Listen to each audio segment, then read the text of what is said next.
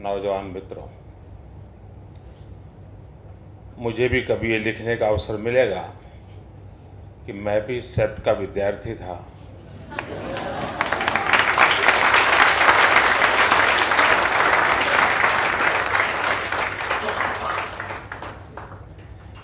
और इसलिए सेप्ट के मित्र मुझे भी आपके एलिमना में जोड़ दीजिए, क्योंकि जब ये कार्यक्रम बना तब तय हुआ था कि मुझे पूरा समय देना है, सब बातों को समझना है, सीखने का प्रयास करना है। मैं ये तो क्लेम नहीं कर सकता हूं कि मैं समझ गया हूं और सीख लिया हूं। और जैसे डॉक्टर अहलूवालिया जी ने कहा कि वो तो ग्रोथ और इकोनॉमिक्स की दुनिया से जुड़ी हुई थी और इस काम में उनको लगा दिया, तो इसमें वो एक्सपर्ट नहीं है। मेरी तो गंगा ही उल्टी है, न मैं इकोनॉमिस्ट हूँ, न मैं टाउन प्लानर हूँ, न मैं इंजीनियर हूँ, न आर्किटेक्चर हूँ, कुछ नहीं है मेरे पास तो। लेकिन अब सीएम हूँ।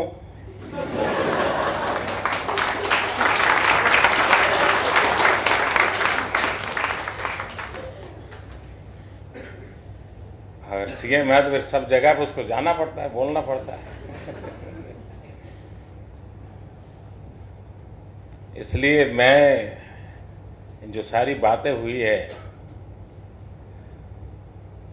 उसको जरूर समझने की कोशिश करूंगा। हमारे राज्य में जो भी अच्छा हो सकता है उसको करने का प्रयास करूंगा। और मैं डॉक्टर अहलूवालिया के इसलिए भी आभारी हूं कि उन्होंने काफी तारीफ की गुजरात की,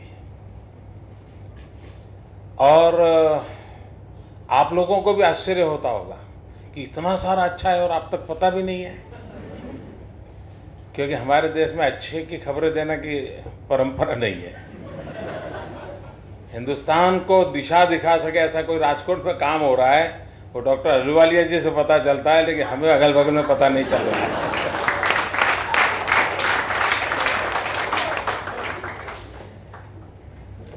तो इस दौर से हम गुजर रहे हैं और उसमें से हमने अपने कार्य को आगे बढ़ाना है। ये बात सही है कि गुजरात बहुत तेजी से उसका अर्बनाइजेशन हो रहा है और करीब 42% से भी ज़्यादा आज अर्बन पॉपुलेशन है, लेकिन डिपेंडेंट तो शायद 50% से ज़्यादा है कि जिसका जीवन ही अर्बन से जुड़ गया है। और एक प्रकार से प्रैक्टिकली हम जब भी प्लान करेंगे तो उस 50% को ध्यान में रखते ही करना पड़े, उस स्थिति पर हम पहुंच चुके हैं। मैं जब मुख्यमंत्री बना और भिन्न भिन्न विषयों को समझना शुरू किया तो मेरे लिए एक बहुत बड़ा सदमा था। हिंदुस्तान में अर्बन वॉज टोटली निग्लेक्टेड, पूरी व्यवस्था में उसका नामो निशान नहीं था। You will be surprise, urban health, urban poor health sector, ये अभी 1 साल पहले हिंदुस्तान में सरकार के प्लानिंग का हिस्सा बना है। Just before 1 year, can you imagine? इन्हें कितना बड़ा निग्लेक्टेड सेक्टर था। अब ये जब हमने देखा, हमने कहा भाई हम गुजरात को इस प्रकार से असहाय नहीं छोड़ सकते। सब शहर अपने शहर के मालिक थे, सब शहर अपनी दुनिया चलाते थे। अब सब चुनाव के लोकशाही है, नेता लोग चुन करके आते हैं, म्युनिसिपैलिटी के अध्यक्ष बन जाते हैं और उनका परफॉर्मेंस पूछो क्या काम किया, तो उनके चाचा, मामा, भाई, भतीजे के बेटों को 25 लोगों को नौकरी दिलवा दी अपनी म्युनिसिपैलिटी में। यानी म्युनिसिपैलिटी में इतने लोग, स्टाफ इतना, तनख्वाह देने में पैसे जाते थे। और सारे लोगों तो उस समय उनका वो नगरपालिका के अध्यक्ष थे तो उन्होंने इतना रिक्रूट किया था, तो दूसरा आता है, अच्छा उसने इतना किया था, मैं 5 ज्यादा करूंगा। यही चलता रहा और इन चीजों ने मुझे बहुत परेशान किया दोस्तों। अब मेरे सामने दो विषय थे कि पॉलिटिकल विल के साथ कोई कठोर डिसीजन करूं या न करूं, कि भाई गाड़ी चलती है चलो, उन्होंने 4 रास्ते बनाए होंगे तो हम 6 बना देंगे, उन्होंने 2 टंकी बनाई होगी तो हम 5 बना देंगे, ऐसे ही करूं क्या? मेरी आत्मा इसके लिए तैयार नहीं थी। मैं चाहता था ऐसे तो नहीं चलना चाहिए और कुछ कठोर डिसीजन लिए। आपको जानकर के हैरानी होगी कि हमने नगरपालिकाओं के अंदर, अर्बन सिटीज के अंदर स्टाफ कितना होना चाहिए उसकी कानूनन व्यवस्था की। आप रिक्रूट नहीं कर सकते हो और जितने हैं उनको जल्दी से जल्दी छुट्टी करो। अब बताइए, चुनाव हारने के लिए इससे बड़ा कौन सा कारण चाहिए? लेकिन गुजरात के भविष्य को देखते हुए ये दुस्साहस हमने किया और जनमानस को भी विश्वास हुआ कि हां भाई, ये कुछ अच्छा करने के लिए कर रहा है, हो सकता है कुछ कठोर निर्णय किए होंगे, परिणाम मिला। 2005 में हमने अर्बन डेवलपमेंट ईयर मनाया।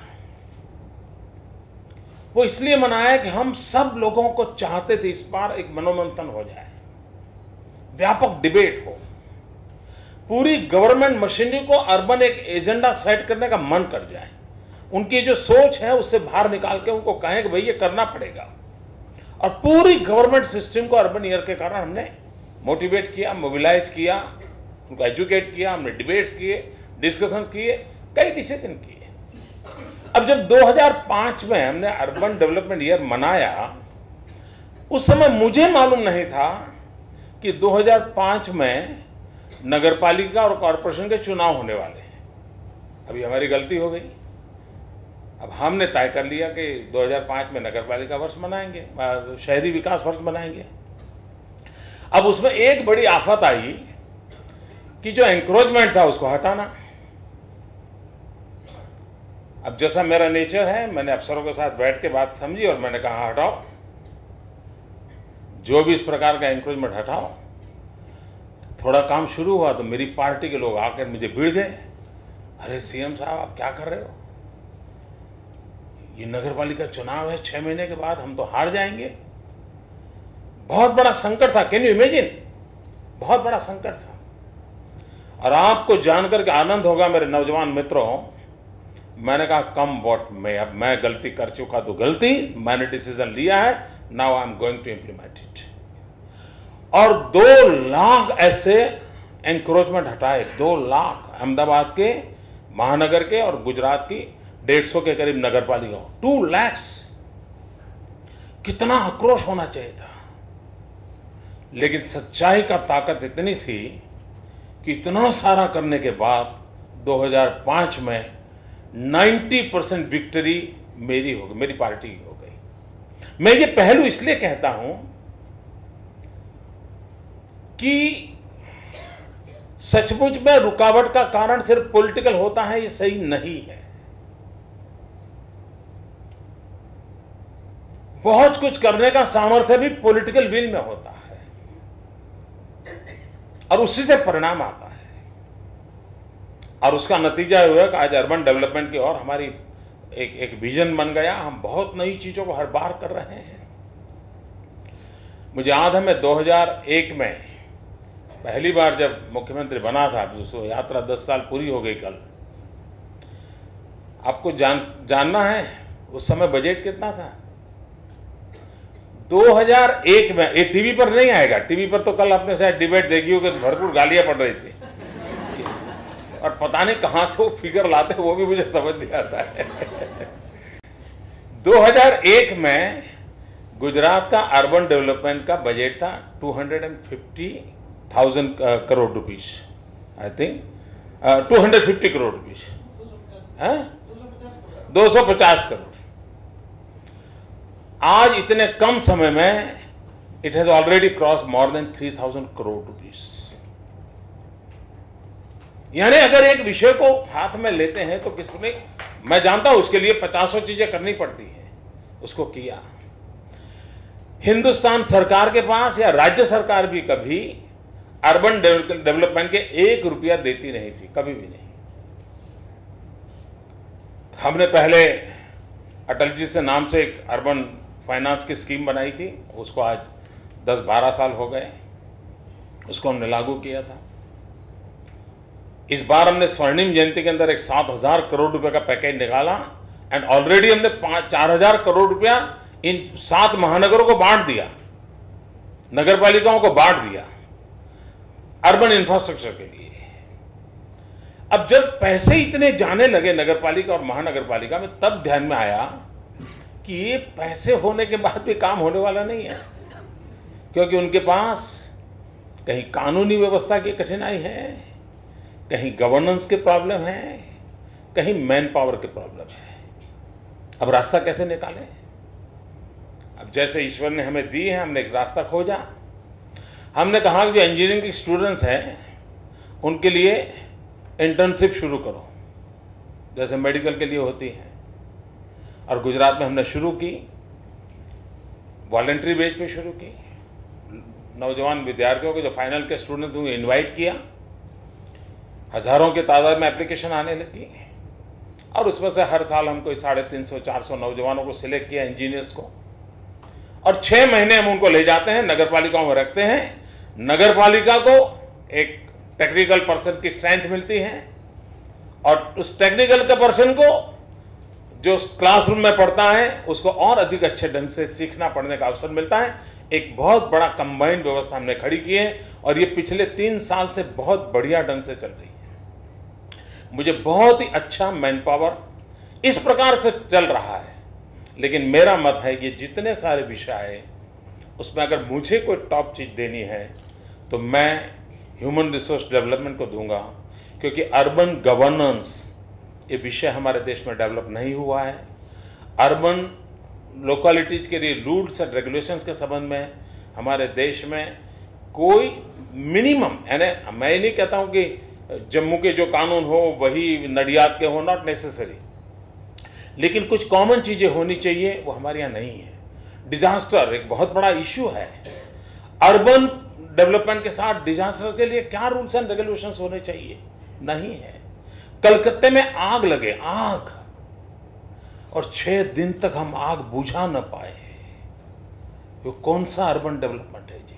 मैं कलकत्ते की आलोचना करने नहीं आया, मैं उस दर्द और पीड़ा को कह रहा हूं कि हमने विकास को कैसा किया कि जिसको ये ध्यान नहीं रखा कि भाई इस संकड़ी गली में से अगर कहीं आग लग गई तो वहां पर पानी पहुंचेगा कैसे। और ये हमारे लिए कभी कभी जंगलों में आग लगती है और जंगल में भी 5 दिन 6 दिन हो जाए तो हो हल्ला हो जाता है, एक शहर के भीतर और लोग मरते चले जा रहे हैं। यानी तब चैलेंज पता चलते हैं कि भाई सोचें तो हम शॉर्टकट न खोजें, उस लंबी सोच के साथ चलें ताकि कभी किसी की जिंदगी को संकट ना आ जाए। ये क्यों नहीं हुआ? इसलिए कि हमने कानून, नियम, व्यवस्थाएं, उसका पहले स्ट्रक्चर खड़ा नहीं किया। और इसलिए जिस प्रकार से हमें ह्यूमन रिसोर्स डेवलपमेंट की आवश्यकता है, इसी प्रकार से व्यापक डिबेट करके और उसमें भी सहमति लानी पड़ेगी, वरना इस देश में पॉलिटिक्स इतना, पता नहीं, हर गली मोहल्ले में पॉलिटिक्स आया है। अगर कांकरिया की सफाई के लिए 5 रुपया टिकट लेते हो तो PIL हो जाती है, आंदोलन हो जाता है। जो देने वाला है उसको इतराज नहीं है, लेकिन अगर वो 5 रुपया ना होता तो कांकरिया की आज जो चर्चा डॉक्टर अहलुवालिया तक ने यहां की, वो शायद कोई नहीं करता। तो कुछ निर्णय करने पड़ते हैं, लेकिन अगर उसका एक फ्रेमवर्क बनती है, कॉन्सेंसस बनाने का प्रयास होता है, तो मैं समझता हूं हम स्थितियों को बदल सकते हैं और उस दिशा में हम प्रयास कर सकते हैं।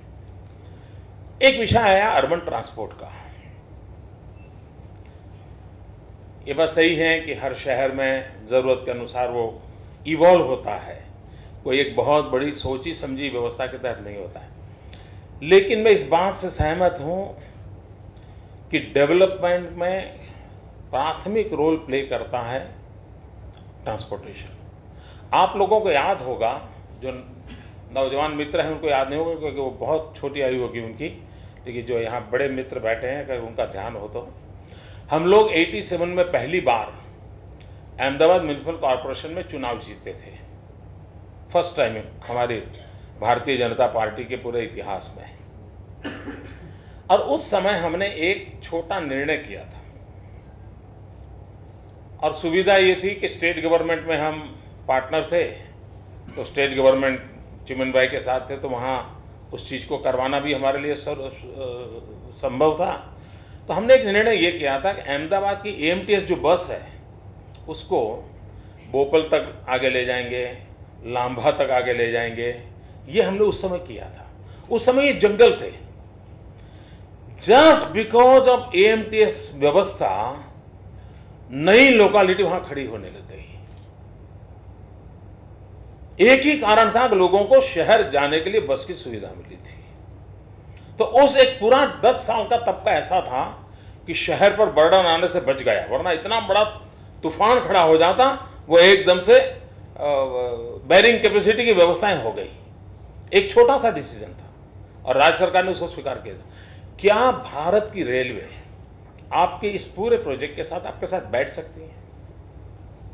जब तक हिंदुस्तान की रेलवे आपके साथ बैठ करके इस पूरे विषय के पर चर्चा नहीं करती है, मैं समझता हूं। अब जैसे मैं बताऊं, मैंने भारत सरकार के रेलवे को लिखा है कि पूरे अहमदाबाद में चारों तरफ रेल की पटरियां बिछी हुई है। दिन में 2 या 4 बार कोई ट्रेन जाती है।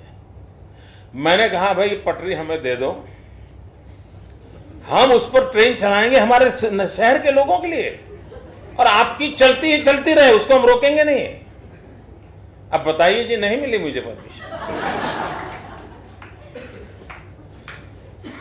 एग्जिस्टिंग जमीन है, पटरी है, व्यवस्था है, सब है, समझ नहीं है, बाकी सब है।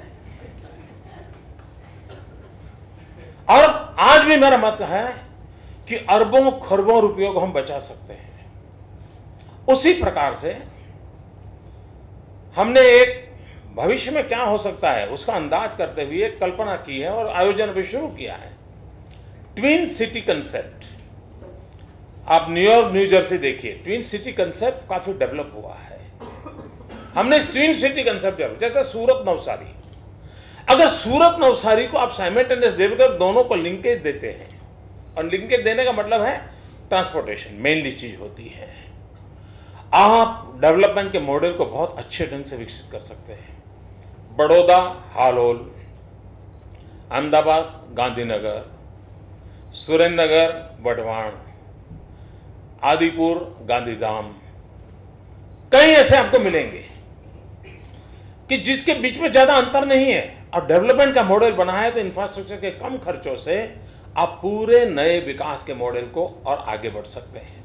उसी प्रकार से हमने एक कल्पना रखी, वो भी भारत सरकार के सामने रखी, रेलवे के सामने रखी, कि अहमदाबाद को साथ गुजरात जैसे राज्य को एक सैटेलाइट टाउनशिप कंसेप्ट विकसित करना पड़ेगा।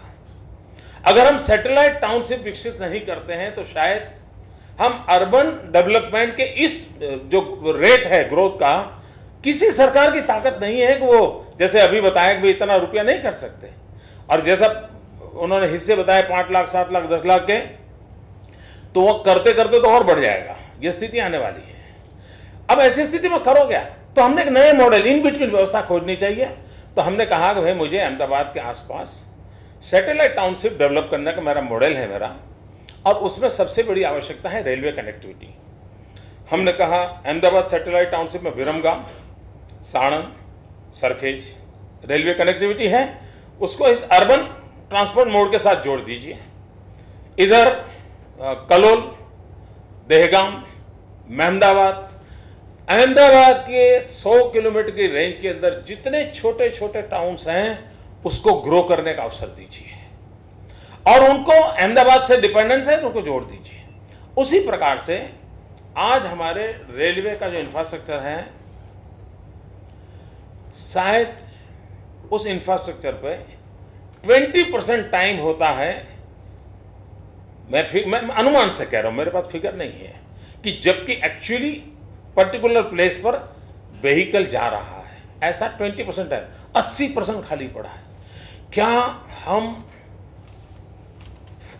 जितना स्पीडी अभी जो भी एग्जिस्टिंग इंफ्रास्ट्रक्चर उस पर जितनी स्पीड से चला सके, ऐसे सूरत अहमदाबाद शटल चला सकते हैं, अहमदाबाद राजकोट शटल चला सकते हैं, अहमदाबाद भावनगर शटल चला सकते हैं।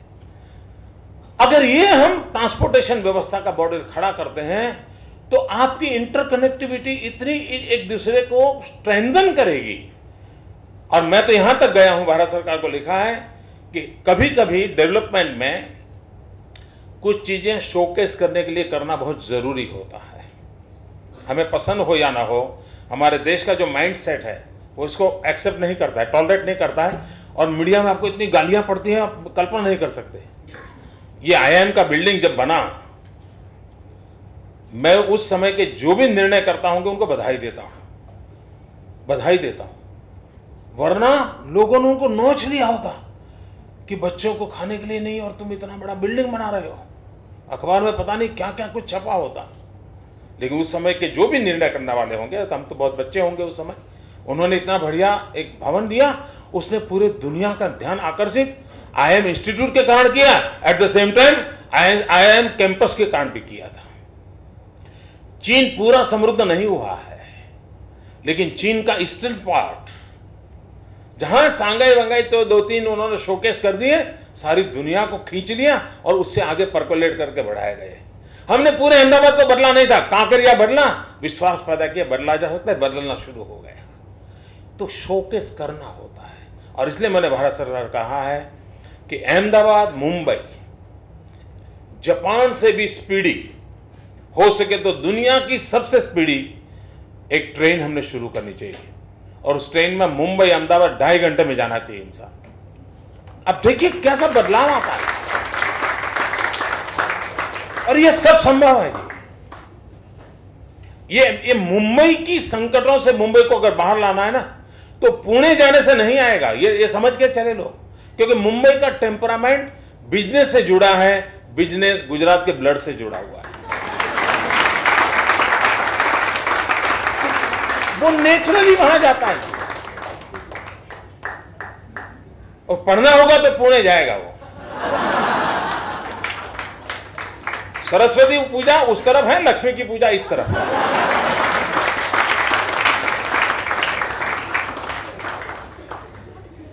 और इसलिए हम पूरे ट्रांसपोर्टेशन की दुनिया को उस रूप में अगर हम पकड़ते हैं, अब आज मेट्रो ट्रेन की स्पर्धा चल रही है, विकास का एक अच्छा वो चला है, लेकिन उसमें भी कोई क्लैरिटी नहीं है। हर एक राज्य का अलग अलग मॉडल है। कुछ चीजें ऐसी होनी चाहिए जिसमें पिज्जा हट कल्चर हो, तो हर एक की अगर कंपार्टमेंट की साइज सेम है तो कुछ तकलीफ हुई तो चेन्नई का कंपार्टमेंट आपको काम आएगा, आपका कंपार्टमेंट दिल्ली को आएगा। यहां तो सब अलग है जी, गेज भी अलग है सबके, कंपार्टमेंट की साइज अलग है जी। आप मुझे कल्पना कर सके तो कैसी स्थिति बनेगी कभी इस पर। इन सब कंपनियों को जब वारंटर के लिए चीजों की जरूरत पड़ेगी तो वो वायबल नहीं होगा, कंपनी को उतना माल खपेगा नहीं, और इसलिए वो कंपनी क्या करेगी, ज्यादा भाव से माल देगी, ज्यादा से देगी तो उसको मेंटेन करना और महंगा हो जाएगा। अगर पूरे देश की कॉमन व्यवस्था होती, सेम गेज होता, सेम कंपार्टमेंट होता, सेम टेक्नोलॉजी होती, तो आपको भविष्य के लिए ये जो कंपोनेंट देने वाली कंपनियां हैं उसकी कंपटीशन में आपको बहुत चीपेस्ट सर्विसेज सिस्टम डेवलप होती, लेकिन वी कुड नॉट। यानी हम ट्रांसपोर्टेशन सिस्टम को किस प्रकार से बदलाव लाना चाहते हैं, उसका एक विजन देश में पहले होना चाहिए।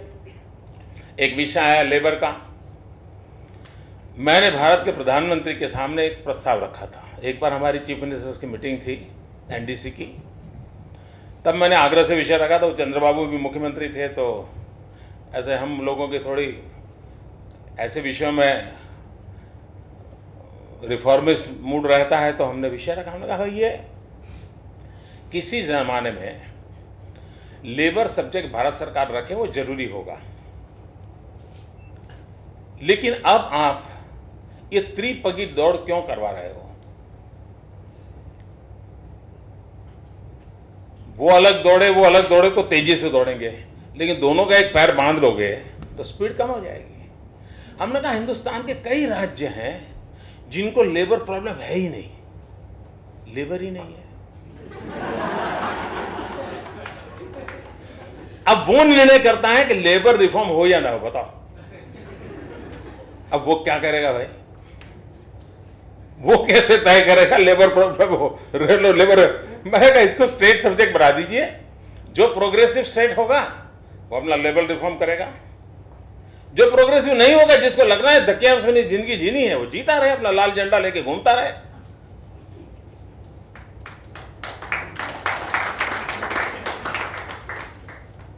लेकिन अगर रिफॉर्म नहीं करोगे, और मैं सहमत हूं, मैं 1000% सहमत हूं कि आपको रिफॉर्म करना होगा, लेकिन ह्यूमन एंगल टॉप पे होगा, बाकी सारी पैसे बाद की बात होगी। अगर उसको टॉप पे रख के हमने किया, और ये जरूरी है, गुजरात ने कुछ चीजों में फ्लेक्सिबल चीजें एक कल्चर के नाते स्वीकार की है। उसका परिणाम ये हुआ है कि पूरे हिंदुस्तान में सबसे इंडस्ट्रियल स्टेट होने के बाद भी जीरो मैंडेट लॉस है, zero mandate loss. It's a greatest achievement. और इसका कारण है कि हमने इस इंडस्ट्रियल कल्चर में एक परिवार भाव को डेवलप किया है।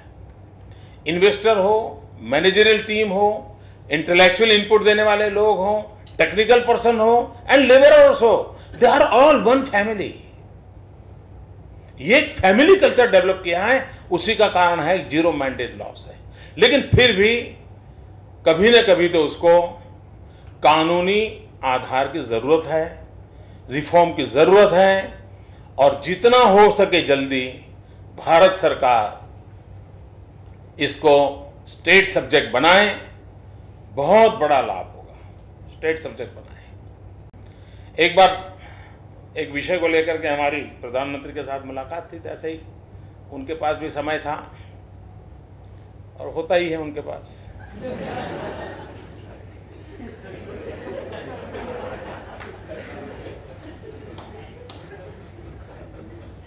ऐसे ही गप्पे गप्पे में हम लग गए जरा।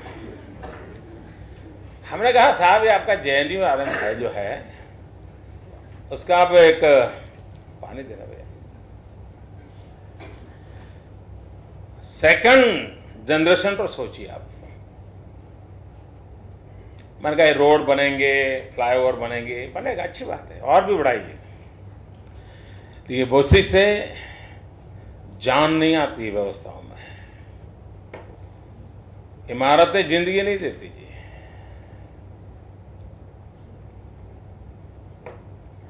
मैंने कहा मेरे मन में एक मॉडल है, क्या उस पर आप सोच सकते हैं? अब मैं कोई अच्छा स्टूडेंट कभी रहा नहीं, लास्ट बेंच पर बैठता था, इसलिए लिखना पढ़ना ये अपनी आदत बनी है। अपन जैसा दिमाग में चलता है उनसे बात शुरू की है। मैंने कहा साहब, क्या हम 500 शहर को टारगेट कर सकते हैं, हिंदुस्तान के 500 सिटीज, और उसके डेवलपमेंट का एक जेएनयूआरएम का, अभी तो जेएनयूआरएम में पैसे देते हैं, there are only 60 cities, not more than that. 60 शहरों से इतना बड़ा देश नहीं बदला जाएगा। तो मैंने प्रधानमंत्री से आग्रह किया कि साहब 500 शहर पकड़िए हम देश के, और मैं आपको एक मॉडल देता हूं, उस मॉडल पर हम वर्कआउट करें कैसे काम कर सकते हैं। बोले क्या है आपके दिमाग में? हमने कहा उन 500 शहर में सॉलिड वेस्ट मैनेजमेंट को एंड वेस्ट वाटर ट्रीटमेंट को no compromise, world class parameter से उसको चलाइए। सॉलिड वेस्ट मैनेजमेंट से फर्टिलाइजर पैदा होगा, वेस्ट वाटर ट्रीटमेंट से आपको अतिरिक्त पानी मिलेगा। वो दूर नहीं है, जब शहर वालों को पीने के लिए पानी चाहिएगा, गांव वाला लेने नहीं देगा। मैं आपको बताता हूं, जिस प्रकार से राजनीतिक कारणों से जिस प्रकार से बयानबाजी चलती है, वो नौबत लाके खड़ी कर देगा। तो इसका मतलब हुआ कि शहर जो पानी यूज करता है, उसने उस रीयूज पानी किया होगा, रिसाइकल करके खेत को वापस देना पड़ेगा। It will be A social responsibility. और अगर आप ये पानी वापस देते हैं शहर के नजदीक के इलाके के गांवों को, और इसको आप ये फर्टिलाइजर देते हैं, खर्चा होगा। मैंने उनको खर्चे का मॉडल दिया। मैंने कहा कि आप ये जो फर्टिलाइजर देंगे उनको कहिए, कानून बनाइए कि जो इतनी बोरी ये फर्टिलाइजर लेगा उसको इतनी बोरी केमिकल फर्टिलाइजर मिलेगा।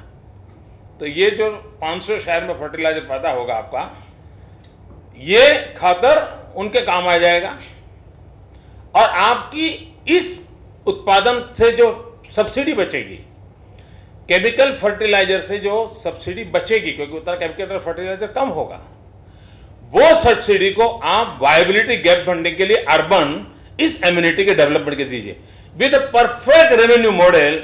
ये दुनिया के महान अर्थशास्त्री के सामने मुझ जैसे सामान्य मानवी ने रखा था और मुझे आनंद है कि उन्होंने इसको बहुत पॉजिटिव लिया। उन्होंने 8-10 छोटे छोटे सवाल पूछे, फिर उन्होंने कहा कि मोदी जी आप एक काम करिए, इस पर आप नोट बनाइए। मैंने कहा ठीक है। उसके बाद मुझे प्लानिंग कमीशन की मीटिंग में जानी थी, तो डॉक्टर साहब वहां बैठे थे। उन्होंने कहा मोदी जी आज हमें आपसे सुनना है कि आपने जो प्रधानमंत्री जी को मॉडल कहा था हमको बताइए। अब बोले हमने श्याम पित्रोदा जी को इसलिए खास बुलाया है कि वो भी इस बात आपके इस सुझाव को समझना चाहते हैं। तो प्लानिंग कमीशन था, श्याम पित्रोदा जी स्पेशली आए थे। मैंने इसका पूरा डिटेल, फिर तो बाद में मैंने उसमें काफी दिमाग लगाया था, तो कई चीजें थी और मैंने जामनगर को कैंप में रखते एक पूरा प्रोजेक्ट रिपोर्ट बना करके उनको दिया। आज उस बात को 2 साल हो गए होंगे, अभी तक कुछ नहीं हुआ है। फिर मैंने कहा कि ठीक है, देश करे या ना करे, मैं गुजरात के अंदर 50 गांव शहरों में ये करके रहूंगा। मैंने उनसे इतना आग्रह किया आप करो, मुझे कम से कम ये फर्टिलाइजर की सब्सिडी जो मैं बचा दूंगा उतना मुझे वापस कर दोगे क्या? अभी वो भी नहीं।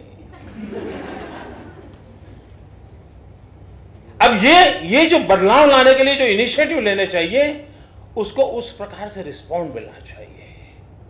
अगर वो रिस्पॉन्ड मिलता है तो हम स्थितियों को काफी बदल सकते हैं। अब जैसे आपने कहा कि अर्बन रूरल बहुत हो चुका है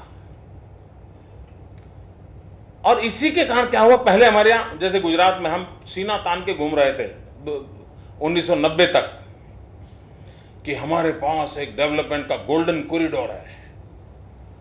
गोल्डन कॉरिडोर है, वो कॉरिडोर क्या था जो डॉक्टर अहलूवालिया जी ने पंजाब का वर्णन किया, वैसा ही था, वैसा ही था। अंकलेश्वर से वापी तक केमिकल इंडस्ट्रियां लगी थी और इसी को हमने अपना इंडस्ट्रियल ग्रोथ मान लिया था और हम सारी दुनिया में सीना तान करके घूम रहे थे। मित्रों, सिर्फ गोल्डन कॉरिडोर से हम दुनिया को खड़ी नहीं कर सकते हैं, हम मल्टीपल पिलर पर स्टेट को स्ट्रेंथन करना पड़ता है।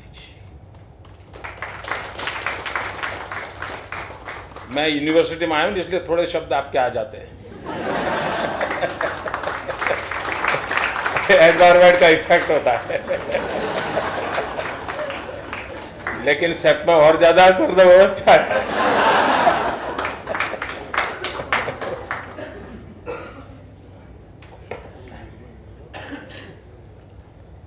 और इसलिए एक गोल्डन कॉरिडोर वाले कंसेप्ट से देश नहीं चल सकता।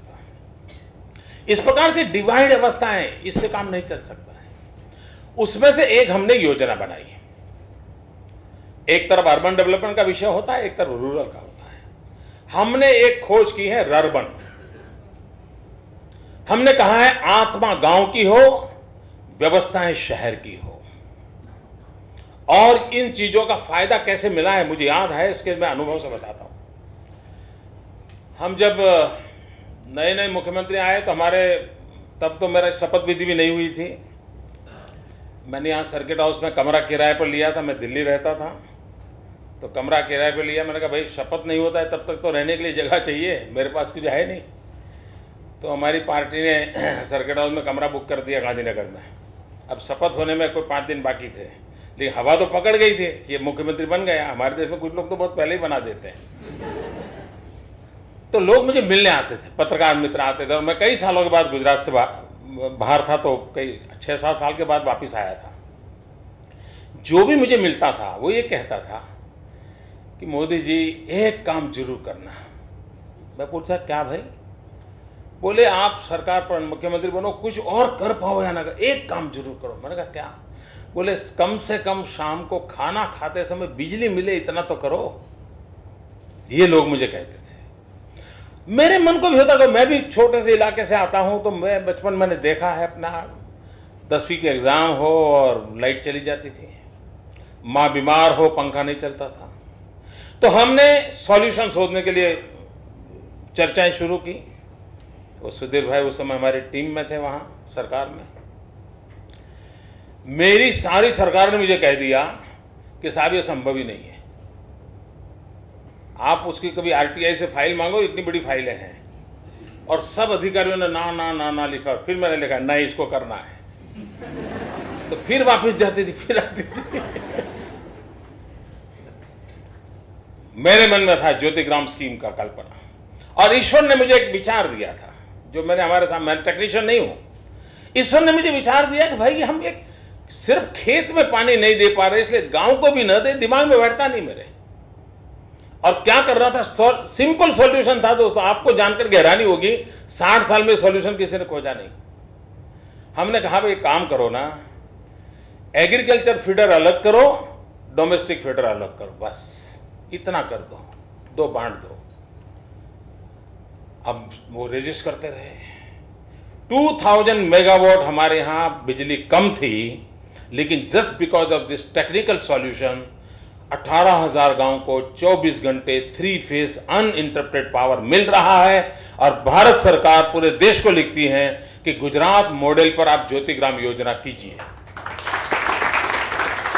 अब जो अर्बन एम्यूनिटी गांव को देना, वो क्या होता है जो आपने सवाल पूछा, हियर इज द आंसर।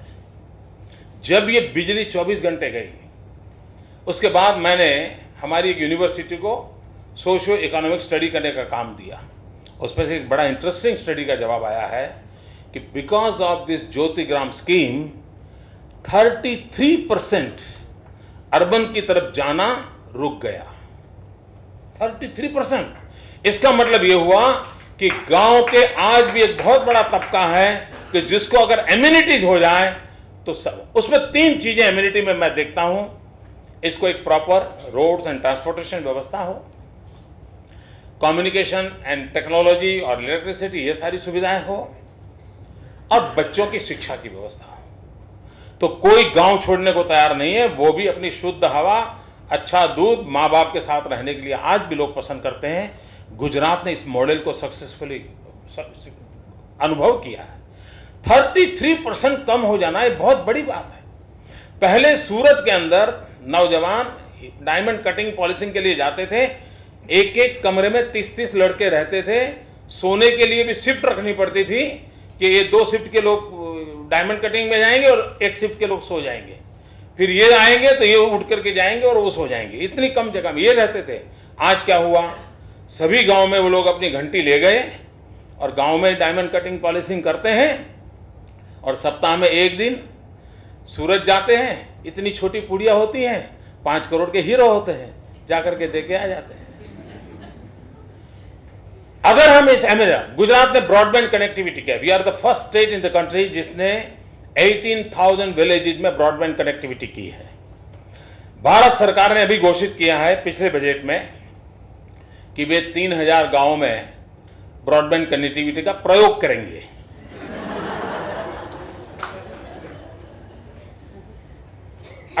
उस ब्रॉडबैंड कनेक्टिविटी का परिणाम है, पहले हमारे यहां गांव में डॉक्टर नहीं रहता था, आज गांव में डॉक्टर रहता है, उसको इंटरनेट अवेलेबल है, टीवी अवेलेबल है, एसी चल रहा है, और सैटरडे संडे को शहर में आकर के मौज करके फिर परिवार के साथ वापस जाता है। ये सुविधा उपलब्ध हुई है। तो एम्यूनिटीज का बहुत बड़ा फर्क पड़ता है। उसी विचार में से, इस अनुभव में से हमने सोचा कि हम गुजरात में रर्बन कंसेप्ट को डेवलप करेंगे, जिसमें आत्मा गांव की हो, सुविधा शहर की हो। और आत्मा गांव की होने का मतलब क्या होता है? शहर में कोई जतीन नाम का लड़का अगर सेप्ट के अंदर फर्स्ट नंबर आया, हाँ कोई जतीन पहले नंबर पे आया है। लेकिन गांव में होता था, अरे अपने वो मोहन भाई का बेटा था ना, वो जतिन 1 नंबर लाए, अच्छा अच्छा वो तो हमारे दूर के चाचा लगते हैं, अरे ले चलो मिठाई लेके चले जाओ। ये गांव की आत्मा है। यहां कोई पहचान नहीं होती है, वहां दिलों का जुड़ाव रहता है। उस गांव की आत्मा को अगर शहर का व्यवस्था दे, तो हमने इस बार गुजरात में कोई 90 शायद सिलेक्ट किए, कितने अर्बन के 85। हमने 85 ऐसे गांवों को पकड़ा है जिसमें पोटेंशियल है, भविष्य में वो शहर बन जाने वाले हैं। उसके drainage, water facility, most modern व्यवस्था से अभी से शुरू करोगे, हो जाने के बाद फिर करने जाओगे जैसा आज भोपाल में हमको करना पड़ रहा है, तो वो ना करना पड़े। तो हमने अर्बन कंसेप्ट किया है। शहरों को जो सुविधाएं हैं, पब्लिक हेल्थ को लेकर के जो आवश्यकताएं होती हैं, उन सारी चीजों को करें, उसका परिणाम मिल रहा है। और उसका परिणाम ये होगा कि विद इन शायद 3 इयर्स हम इस काम को पूरा कर लेंगे और एक नया मॉडल, जैसे बड़े शहर, twin city, satellite city, transport connectivity, urban concept, one can imagine पूरे गुजरात का क्या चित्र बनेगा 5 साल 10 साल के भीतर। ये किस प्रकार से डेवलपमेंट का मॉडल के साथ खड़ा होगा, इसका आप अंदाज कर सकते हैं। मित्रों, कुछ निर्णय ऐसे होते हैं जो बहुत बड़ा प्रभाव पैदा करते हैं। जैसे साबरमती में नर्मदा का पानी। अब जब मैं नया नया मुख्यमंत्री बना तो हम नर्मदा का मुझे ब्रीफिंग करने लोग आए, तो उसमें ये था नहीं कहीं कि नर्मदा का पानी था, वो अवार्ड में है ही नहीं कहीं, उस योजना में कहीं नहीं था। मैंने कहा भाई ठीक है, हमें जितना पानी का हक मिला है उसका ये उपयोग कर सकते हैं क्या। और पीछे पड़ गया, कुछ भी किया, साबरमती में नर्मदा का पानी ले आया। आज आपके भी सेट के स्टूडेंट जो भी आते हैं उसका डेवलपमेंट का मॉडल देखने के लिए जाते हैं, स्टडी करने के लिए जाते हैं। लेकिन ये पानी आने से शाम को आपने देखा वो ब्रिज भरे होते हैं, लोगों को मजा आता है, वाह पानी देखा कहाँ है हम लोगों ने। वरना साबरमती नदी है ना, पहले ऐसे लिखते थे, 8वीं कक्षा के बच्चे क्या लिखते थे, साबरमती नदी क्या होती है, नदी में सर्कस आता है।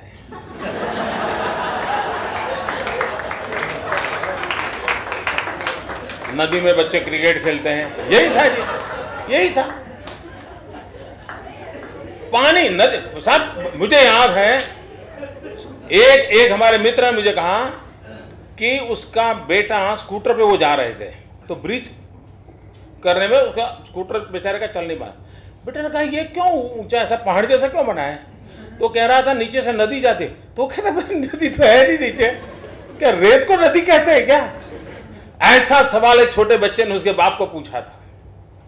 मित्रों, मैं फर्क ये बताना चाहता हूं कि साबरमती में नर्मदा का पानी डालने के कारण अहमदाबाद म्युनिसिपल कॉर्पोरेशन का बिजली का बिल पर ईयर 15 करोड़ रुपया कम हो गया। क्यों? सारे वाटर टेबल ऊपर आ गए, पूरे शहर के वाटर टेबल ऊपर आने के कारण जो इलेक्ट्रिसिटी कंजम्पशन था वो कॉर्पोरेशन का कम हो गया। प्राइवेट जो थे उनका तो हो गया वो अलग, सिर्फ वाटर टेबल ऊपर आने से जो वाटर इलेक्ट्रिसिटी कंजम्पशन बचा, ग्लोबल वार्मिंग को हमने मदद की, हम कार्बन क्रेडिट कमा सके, उस प्रकार की हमारी स्थिति बन गई। एंड 15 करोड़ रुपीज हमारा कॉर्पोरेशन का बच रहा है। पहले आप लोगों को याद होगा कि जब भी गुजरात में 7 या 8 दिन लगातार बारिश होती थी तो बीमारी की एक प्रकार से वेव चलती थी। अस्पतालों के फोटो छपते थे अखबारों में कि कॉरिडोर में पेशेंट सोए हैं। या मित्रों, ये शुद्ध पानी लोगों को मिलने के कारण उनके हेल्थ में इतना बड़ा इंप्रूवमेंट आया है कि इन दिस 1 डेकेड एक भी एपिडेमिक की खबर नहीं है। यानी हम समाज जीवन को कैसे बदलाव ला सकते हैं। तो इन सारे विषयों को जोड़ करके अगर हम चीजों को चलाएं तो मैं समझता हूं हम बहुत कुछ कर सकते हैं। मैं नहीं जानता हूं, हमारे साथ डिपार्टमेंट के लोग, एक्सपर्ट लोग तो यहाँ बैठे हैं, मैं तो ऐसे ही आ गया और ऐसे ही कुछ आपका समय ले लिया। लेकिन काफी मैंने प्रार्थना की है कि अच्छा होगा कि आपकी टीम दोबारा आए इस पूरी स्टडी के लाइट में। हो सकता है आपको और खजाना यहां से मिल सकता है जो आप देश के काम आए उस रूप में रख सकते हैं।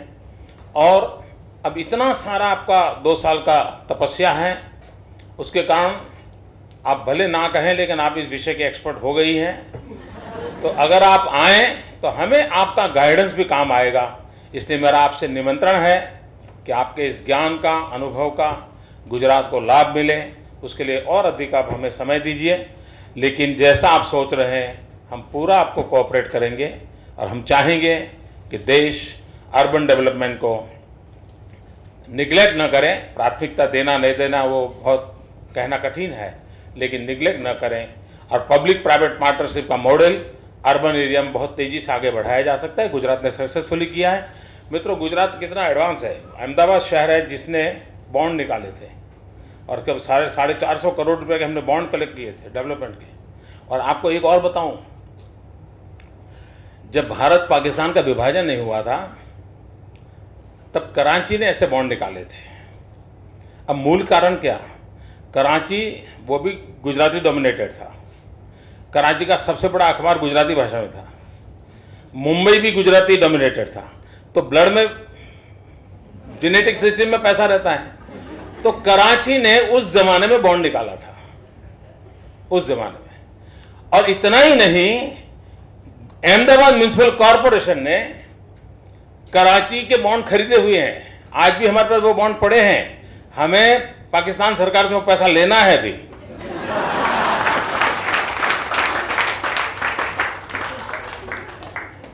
कहने का मतलब है कि ये इन चीजों को किया जा सकता है, इन मॉडल को विकसित किया जा सकता है।